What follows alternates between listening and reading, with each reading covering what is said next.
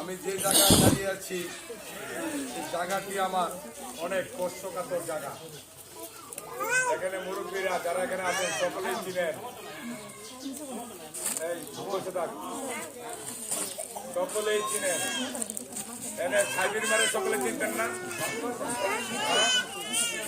এই সাইবির মাদের বাড়িতে আমরা কিছুদিন আমার শৈশবকালে শিশুকালে কিছুদিন অবস্থান করেছিলাম।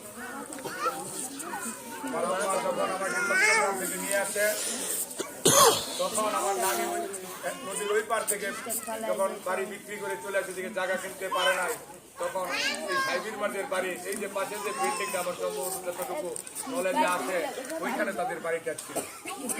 তাই এই জায়গাটা আমার খুব কষ্টকাতর। আমার এখানে আসার পরে বিশেষ করে আমার মা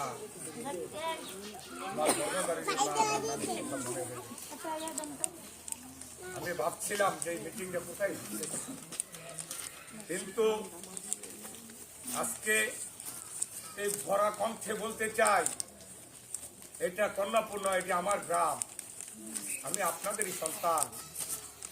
আমি আজকে এসেছি, হয়তো অনেকের সাথে পরিচিত আছে, অনেকের সাথে নেই। আমি এসেছি আপনাদের সন্তান হয়ে, যিনি ক্যান্ডিডেট হয়েছেন 1, 2, 3 মহিলা আসনে সম্মিলিত মহিলা মেম্বার পদ প্রার্থী জনাব ফাতেমা খাতুন। তিনি আমার মামি।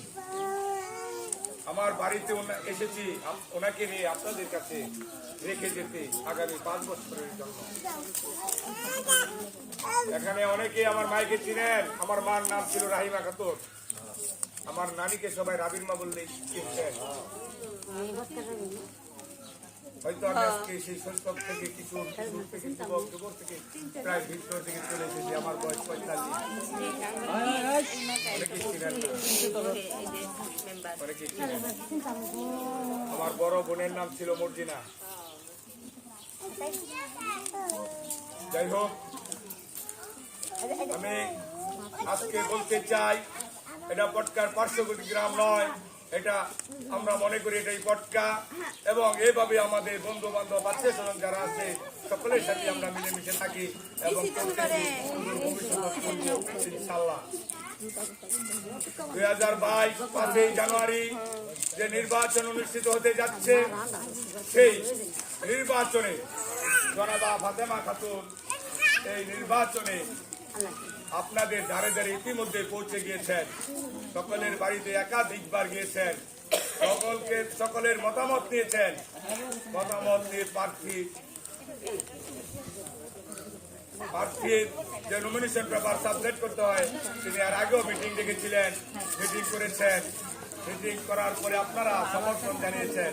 আপনাদের বাড়ির অনেক লোক ওই মিটিং উপস্থিত হয়েছিল, তারা সমর্থন জানিয়েছে। তারপরে আজ থেকে 15-16 দিন যাবৎ অক্লান্ত পরিশ্রম করে সকাল 6টা থেকে রাত্রি 1টা 1:30 গতকাল 3টা পর্যন্ত আমাদের প্রোগ্রাম ছিল।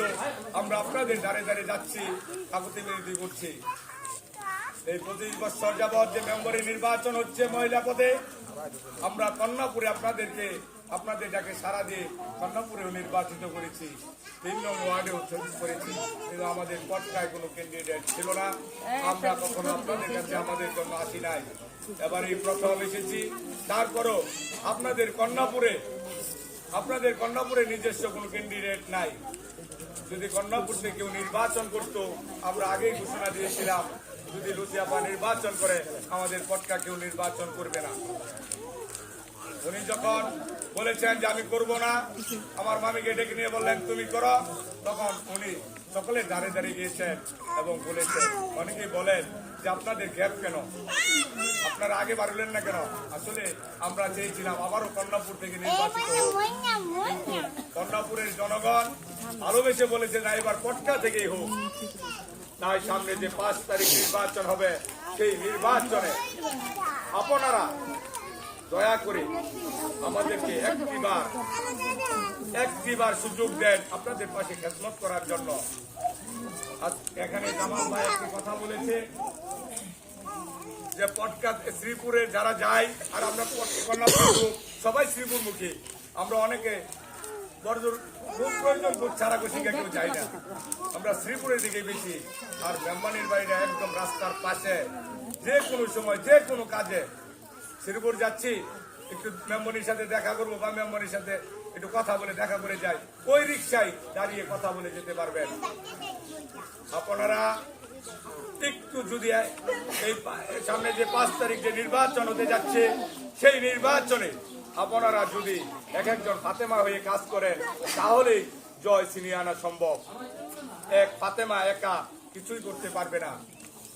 কন্যাপুরের প্রতিটা মহিলা মা বোনদেরকে আমি অনুরোধ করব, যারা এই মিটিং আজকে আসতে পারে নাই, বাড়ির কোনো কাজে আটকে গিয়েছেন বা কোনো জায়গায় কোনোখানে গিয়েছেন, তাদেরকে ফাতেমার সালামটুকু পৌঁছে দিবেন এবং বলবেন যে এবার আমরা ফাতেমা আসে না, আমি এসেছি, বললে আমার এবার ভোটটা তোমরা আমারে দাও।